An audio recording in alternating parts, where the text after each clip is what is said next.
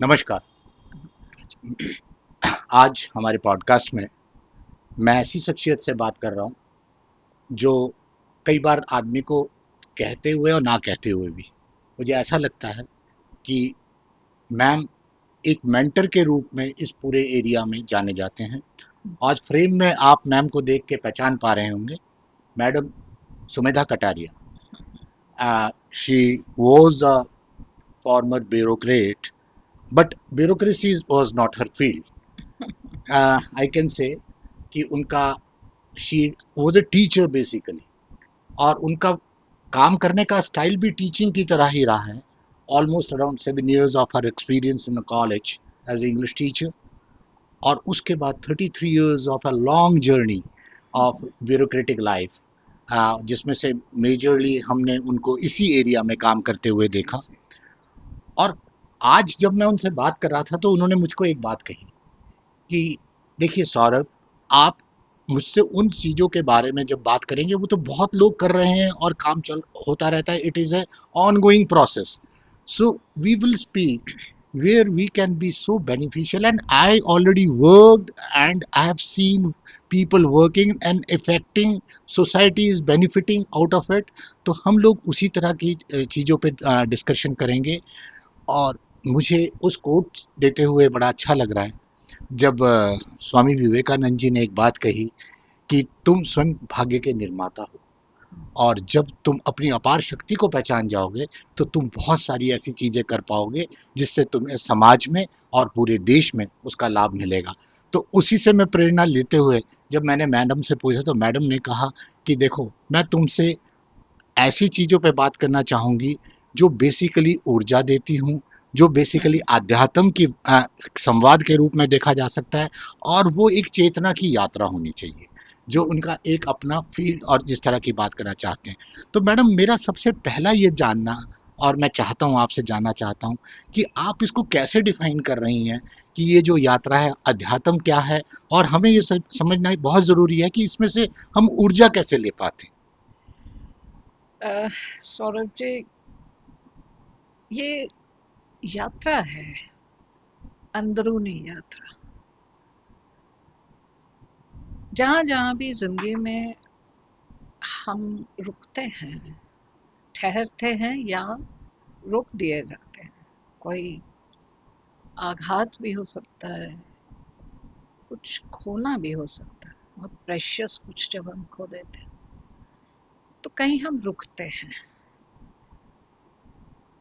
मुझे ऐसा लगता है कि ये यात्रा उस रुकने से शुरू होती है, अच्छा। जहाँ हम बहुत कुछ नहीं समझ पाते, बाहर हमें कुछ भी समझा नहीं पाता, तब हम अंदर को जाते हैं। और मुझे ये भी लगता है कि ये जो एनर्जी कॉन्शियसनेस की यात्रा है, वास्तव में स्पिरिचुअलिटी एक बहुत बड़ा शब्द है, ठीक है।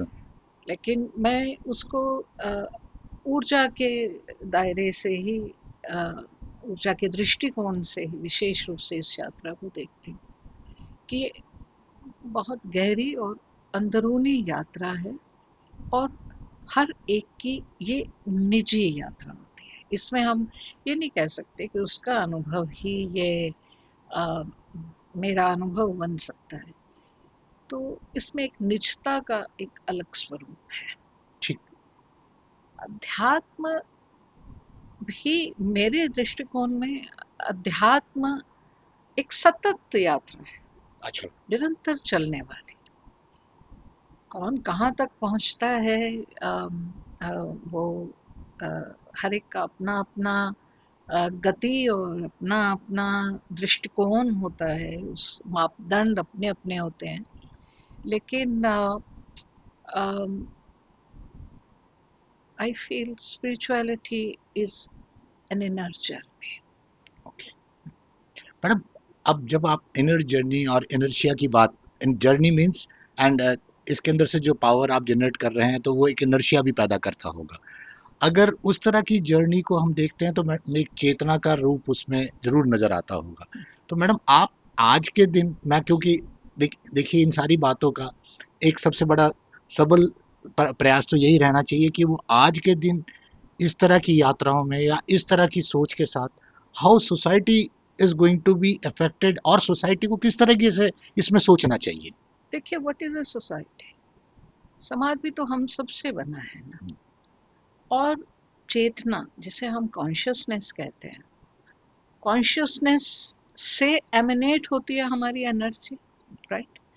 अगर वो कॉन्शियसनेस हमारी सुदृढ़ है, सकारात्मक है, तो हम पॉजिटिव एनर्जी को एमिट करेंगे। तो ये समाज तो हर एक इंडिविजुअल से प्रभावित हो रहा है ना। अगर बहुत क्राइम बढ़ रहा है या बहुत जुर्म की तादाद बढ़ रही है, तो इसका मतलब कहीं ना कहीं नकारात्मक ऊर्जा बढ़ रही है। जी। और अगर उसमें कहीं लल आता है और लोग अध्यात्म की ओर बढ़ने लगते हैं, जैसा कि आजकल मैं देखती हूँ कि हालांकि हम कितना ही कहें कि सोशल मीडिया के इस युग में इतना ये मिलियंस चैनल्स हो गए हैं, लेकिन इस सब का एक सकारात्मक वो भी बेनिफिट भी तो है। हम एक्सेस कर पा रहे हैं जी। लोगों के अनुभव। जैसे आपका ये पॉडकास्ट भी तो एक माध्यम है जी मैम। जिससे आप वो कर रहे हैं जो आप करना चाहते हैं, जी। और जो पॉजिटिव इम्पैक्ट जिससे क्रिएट हो सके।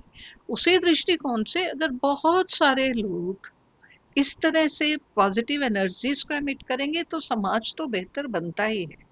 समाज के ऊर्जा उस तरह से प्रभावित होती ही है। जी। सो मुझे लगता है कि एनर्जी कॉन्शियसनेस, और इसके साथ ही एक और शब्द मैं जोड़ना चाहूंगी कि हम सभी अपरिमित ऊर्जा के धारक हैं। मैंने कई बार इस सेंटेंस को प्रयोग किया है कि इतनी एनर्जी है हम में, अगर हम उसको सही रूप से चैनलाइज करते हैं तो केवल हमें ही बेहतर नहीं बनाती, वो उस एनर्जी का जो एमिशन है हमारे आसपास के आभा मंडल को भी बेहतर करता है। इस दृष्टिकोण से एनर्जी कॉन्शियसनेस हमारे समाज के लिए बहुत ही अहम रोल अदा करती है।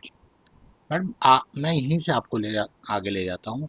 मेरा मानना ये है कि मैडम आज के दिन प्रोबेबली हमें ऐसा लगने लगा कि कोविड के बाद एक बड़ी उथल पुथल किसी सोसाइटी बनी, और उसके इम्पैक्ट्स नॉट ओनली इस सब कॉन्टिनेंट, हर सब कॉन्टिनेंट के अंदर, उसके अंदर एक बहुत ही, एक जिसे कहते हैं unstable, people are really rushing, और वो एक अलग से मतलब बहुत ज़्यादा एग्रेसिव होते चले जा रहे हैं। तो मैडम आप इस दृष्टिकोण में कहाँ देखते हैं, क्योंकि भारत शुरू से इस सृजन का एक बहुत बड़ा पार्ट रहा है, तो where India is playing and its role coming up, और आप ये समझते हैं कि इस चेतना को और इस चीज का एक बड़ा बड़ा मैसेज सोसाइटी में होना चाहिए आज के दिन, वर्ल्ड वर्ल्ड परिप्रेक्ष्य में। देखिए, आपने कोविड का जिक्र किया। कोविड से क्या हुआ जी। उसको समझने की जरूरत। कोविड ने एकदम रोक दिया, जी। खड़ा कर दिया, जी। जड़ कर दिया। जी। आप अंदर हैं तो आप घर के अंदर ही रहेंगे। जी। सब कुछ, यानी हम जो रोज ये सोचते हैं कि हम तो इसके बिना जी नहीं सकते, जी। हम ये काम नहीं करेंगे, हम दौड़ेंगे नहीं, हम ये पैसा नहीं कमाएंगे, हम जी नहीं पाएंगे। तो वो जो एक मीनिंग एंड पर्पस, जिन मटेरियल चीजों को हम लगातार देकर के चलते हैं, उसमें एकदम एक स्क्रीचिंग हॉल्ट पे आ गई चीज, एब्सोल्युटली। राइट? बिल्कुल। उथल पुथल उसके बाद की नहीं है, जी। मात्र उसके बाद की नहीं है। वो ये जरूर है कि कोविड ने हमें मजबूर कर दिया ये सोचने को जी। कि अगर ऐसा होता है तो हमें उसको कोप विद कैसे करना है। श्योर। बिल्कुल। कोविड में बहुत सारी अच्छी चीजें भी निकल करके आई हैं। जी। जी।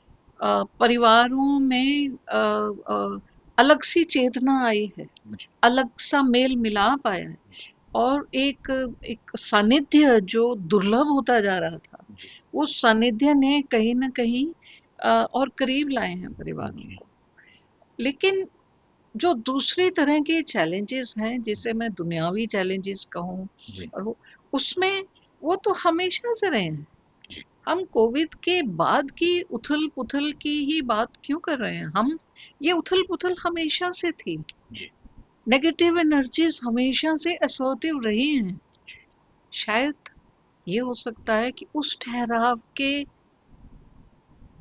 ड्यूरेशन के बाद हम उसके बारे में ज्यादा कॉन्शियस हो गए, कॉन्शियस हो गए। ठीक। इसीलिए बिल्कुल। हमारा झुकाव कहीं अध्यात्म की ओर बढ़ा है। जी। हमें क्योंकि सवाल बहुत खड़े हो गए। जी। अध्यात्म की शुरुआत कहाँ होती है? जहाँ सवाल खड़ा होता है कि जी। मैं कौन हूँ। जी। तो वो सवाल जब खड़े होने लगे तो हमें उत्तर की तलाश होने लगी। जी। उत्तर की तलाश होने लगी तो हमारी कहीं ना कहीं जो हमारे मन की इंस्टेबिलिटी थी या उथल पुथल जो थी, उसको कैथारसिस भी तो मिलने लगा ना, उसको अभिव्यक्ति मिलने लगी। अभिव्यक्ति मिलने इसलिए हमें उस उथल पुथल का एहसास अधिक होने लगा। लगी। जी। बिल्कुल। लेकिन मुझे ऐसा लगता है कि उस पीरियड ने कहीं मानसिक ठहराव की जरूरत को फ्लैग किया है ठीक है मैडम। और लोग अ, मुखातिब हुए हैं अध्यात्म की ओर पोस्ट कोविड इरा में। I just feel that. True ma'am, no doubt about it, but madam, how exactly your feeling, और आपको ऐसा लगता है कि because technology is taking the society right now and every nook and corner technology is playing, and certainly there is a advent of AI coming down. आजकल हर चीज जो है वो एकदम ऐसी चीजें हो गई हैं कि आपको एकदम परोसी जा रही हैं एंड आपको उसको इंस्टेंट रिएक्ट भी करना है। तो मैडम, यहाँ पे अध्यात्म का एक बहुत बड़ा रोल आता है। तो आप कैसे उसको कहते हैं कि ये मैच कैसे करेगा, वो हम समझना चाहेंगे। और एक्चुअली यू। कोई मिसमैच नहीं है, ये चीजें बनी हैं तो वो भी मानवीय ब्रेन से ही बनी है। जी। Human intelligence has created artificial true. Intelligence, right? ये टूल्स हैं। जी। जैसे हम सोशल मीडिया की बात कर रहे थे, उसी तरह से आर्टिफिशियल इंटेलिजेंट एक बहुत महत्वपूर्ण टूल है। हम्म। अब उसी टूल को हम किस दिशा में लेके जाते हैं, जी। ये ऑफ कोर्स उसके लिए हम कितने ट्रेन हैं, कितने सक्षम हैं, कितने परिपक्व हैं जी। या अपरिपक्व हैं, जी। उस पर निर्भर करता है। ठीक। मुझे लगता है कि आज की डेट में ये टूल्स इतने अधिक महत्वपूर्ण हैं और हमें जो चीजें हमें शायद 20 किताबें पढ़ के मालूम ना चलती, जी। वो हमें सेकंड्स में परोसी जा रही हैं। जी। जी। तो ये ये कोई पॉजिटिव बात नहीं है क्या? नहीं। मुझे कोई आंसर चाहिए तो मैं अगर आर्टिफिशियल इंटेलिजेंस का सहारा लूं या उसको माध्यम बनाऊं, तो बहुत सारी चीजें जो मुझे अदरवाइज 10 किताबें पढ़ के प्राप्त होती, जी। उसमें भी बहुत टाइम लगता, वो मुझे कुछ सेकंड्स में प्राप्त हो रही। हम्म। अब ये तो मेरी जज्ब करने की क्षमता भी है जी। कि मैं उसको कैसे ले पाती हूँ। ठीक। सो मुझे ऐसा लगता है कि सबका बहुत पॉजिटिव रोल भी है। जी। हाँ, हम हमारी जहाँ जहाँ अपरिपक्व मानसिकता होती है या हमारी उम्र का वो कह लें, तो जी। हम उसको कैसे प्रयोग कर पाते हैं, जी। ये ऑफ कोर्स सोसाइटी को शेप भी उसी तरह मिलेगी ठीक है मैडम। जिस तरह से हम इन माध्यमों का प्रयोग कर पाएंगे। बिल्कुल। बिल्कुल मैडम, इसमें मैं इस बात को, आपने बहुत बड़ी अच्छी तरीके से ये बात कही, और obviously you see a very positive coming out from the technology also, this in this spiritual journey. पर yes. Madam, yes, can you tell us, अभी क्या है कि जनरेशन, अब इसमें एडॉप्शन ऑफ जनरेशन की बात भी जरूर आती है कि मैडम शायद हो सकता है, तो यूथ के लिए मैडम आप कैसे देख पाते हैं कि ये, क्योंकि ये चेतना यूथ में किस तरीके से इनकॉर्पोरेट हो, और यूथ को आप किस डायरेक्शन में इस चीज को ये टूल काम आ सकते हैं, उसको सौरभ जी, डायरेक्शन देने। मेरा निजी रूप से ये मानना है जी। कि आज के बच्चे शायद हमारे से ज्यादा समझदार हैं। Oh, great. They know better, जी। They have better access to technology. मैं सीमित रूप से शायद प्रयोग कर, लेकिन हमारी जो अगली जनरेशन है वो कहीं बेटर उसको प्रयोग कर सकती है, हमें जी। उनसे सीखना पड़ता जी मैम। है, राइट? इसलिए I think we have no reason to be so much worried about them. जी वो ये जरूर है कि हमें जहाँ 20-21 वर्ष में जो हमें परिपक्वता हमने पाई होगी जी। या 40 वर्ष में पाई होगी, वो शायद उससे आधी उम्र में पा रहे हैं। हाँ, ग्रेट। ये जरूर है, लेकिन इतना कोई भयभीत होने वाली बात नहीं है। जी अ, और हर एक चीज का एक रोल होता है। तो अ, बच्चे भी वहाँ भी, मुझे ऐसा लगता है कि वो भी जरूरत को महसूस करते हैं थोड़ा रुकें। जी आप देखेंगे कि ये जो यंग बच्चे जो are doing well in their lives, corporate sector में भी, उनके लिए भी एक कॉन्सेप्ट ऑफ हॉलीडेज वेकेशंस का बना है। क्यों? मतलब वो ज्यादा समय अपना काम पे इतना टाइम लगाते हैं कि वो अब अपने को भी टाइम देना चाहते हैं। जी तो वो जो ये सब हमने, कह लें हम पश्चिम से लिया है ये, लेकिन फिर भी इसका रोल है। जी और I don't think we need to be so much worried about our जी। Younger generation. They are doing pretty well. Good. I do understand, madam. They are coming up, and this generation is absolutely very transparent and very clear. That yes. is for sure. That I agree on you also, ma'am. Madam, अब इस spiritual journey के अंदर एक बड़ा question mark जो मेरे अंदर से क्वेश्चन निकल के आता है, ma'am, you are the right person to answer it, who I am. ये एक सवाल ऐसा है सौरभ जी कि जहाँ से ये जर्नी शुरू होती है, जी हु एम आई। जी मुझे हाल ही में अम, एक बहुत बड़े संत से मिलने का मौका मिला। जी तो उन्होंने एक ऐसा ही प्रश्न जी उनकी बातचीत से निकल के आया जी कि कोई डिसाइपल उनके गुरुजी से मिलना चाहता था। ठीक। तो उनके गुरुजी ने कहा कि आओ बैठो, खाना ही खा ले हमारे साथ। जी तो गुरुजी ने, वो डिसाइपल के बहुत सारे सवाल थे, जी इसी तरह के सवाल। जी तो गुरुजी ने कहा खाना खाओ और देखो कौन खा रहा है। अब जी मैं इस प्रश्न से मैं हिल गई, इस बात से कि उन्होंने कहा कि देखो खाना कौन खा रहा है। और जब वो जाने लगी तो उसको गुरुजी ने कहा सोओगे ना रात को, तो सोचना कौन सो रहा है। यानी यहाँ जो वाकई जो खा रहा है वो सब हम अपनी इंद्रियों को सामने रख सकते हैं कि ये कर, but who is watching, okay. वो कुछ अलग है। जी और सोते भी हैं तो कौन है जो जाग रहा है निरंतर। तब मैंने अष्टावक्र गीता की ओर मैं मुख आती, अच्छा। और लगभग 3 महीने जितने भी डिस्कोर्सेज अष्टावक्र गीता पे हो सकते थे, वो, क्योंकि वो इन्हीं सवालों इन का जवाब दे रहे। ठीक।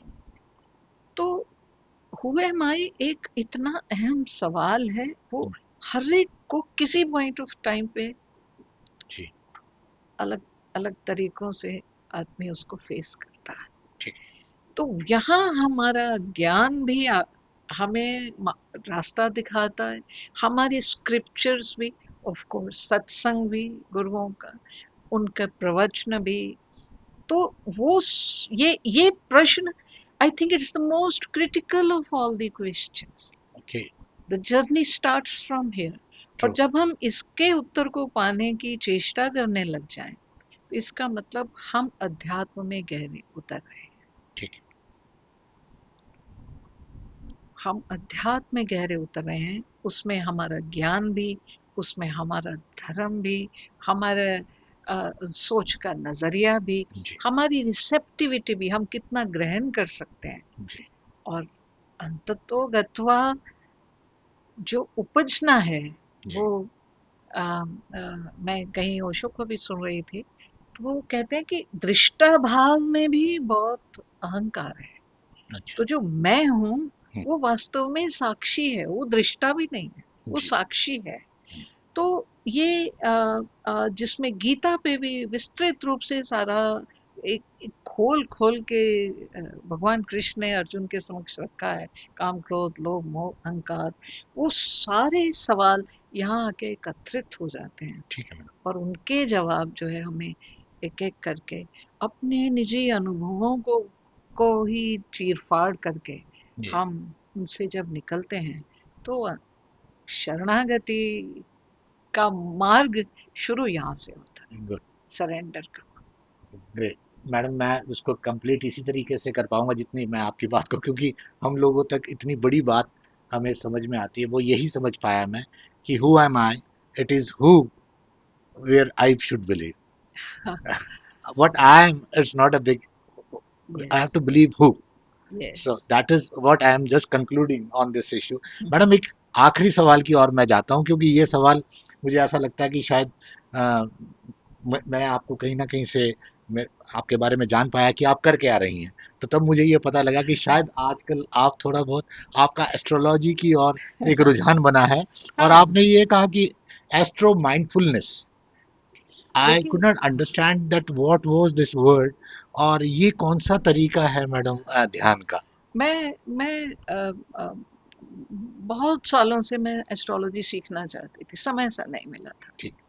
क्योंकि एस्ट्रोलॉजी की ज़रूरत हमें कहाँ पड़ती है, जहाँ हम बहुत कुछ नहीं समझ पाते कि ये क्यों हो रहा है। ठीक मैडम। बहुत बार ऐसा होता है कि हम जो डिज़र्व नहीं करते, हमें अपार चीज़ मिल जाती है, मान, प्रतिष्ठा, सम्मान, पैसा, सब कुछ। और कई बार हमें लगता है कि अ, हमसे कुछ छिन गया ठीक। और हमें अनडिज़र्व्ड सफ़रिंग मिली। तो एस्ट्रोलॉजी की ओर तब मेरा रुझान गया 90s में। अच्छा। लेकिन मैंने उसको अब लगभग 2.5-3 साल से मैंने सर्टिफिकेट, डिप्लोमा और एमए सब किया। वो मेरे उसका अभिप्राय भी यही था जी मैडम। कि मैं ये देखूं कि जो मैं एस्ट्रो माइंडफुलनेस है, जी मैडम। कि अगर हमें मालूम हो, जी मैडम। अगर हमारा विश्वास हो, ऑफ कोर्स सबसे जी। पहली बात है कि अगर हमारा इसमें विश्वास हो, जी। और अगर हमारा विश्वास हो और हमें मालूम, आप थोड़ा सा पता चल जाए कि हमारे ग्रहों की स्थिति ये है, जी। या किस राशि में किस घर में कौन सा ग्रह बैठा है, जी। तो हमारी एनर्जीज जी। हमारी हर सफरिंग से या हमारी हर एक चीज से प्रभावित होती है ना। ठीक है मैडम। तो astro mindfulness, it is just that in the backdrop of knowledge about our own astro analysis, okay. how we can tackle our own energies, okay. उनको हम अच्छी एनर्जीज को कैसे बचाए रख सकते। जी। जो होना है वो डेस्टिनी में मैं भी विश्वास कर, जो होना है होना है, ठीक है राइट। मैडम। लेकिन मैं अपरिमित ऊर्जा की धारक हूँ, कोई जी। भी। जी। तो हम अपनी एनर्जीज को कैसे उनको उनको समेट के भी रख सकते हैं, सहेज के रख सकते हैं, जी। और उनका अच्छी एनर्जीज का संवर्धन कैसे कर सकते हैं। जी। सो मुझे लगता है कि astrology can play an important role in it. Okay. That is why I am working on the concept of astro mindfulness. अच्छा। Absolutely, madam. Madam, I think we will be taking up this to the society also, and we should have a big discussion. हमें ऐसा लगता है कि इस पे discussion होनी चाहिए प्लेटफॉर्म पे इसका। और मैडम आपने ये जो वर्ड दिया है, will try to get out what exactly it mean for everybody.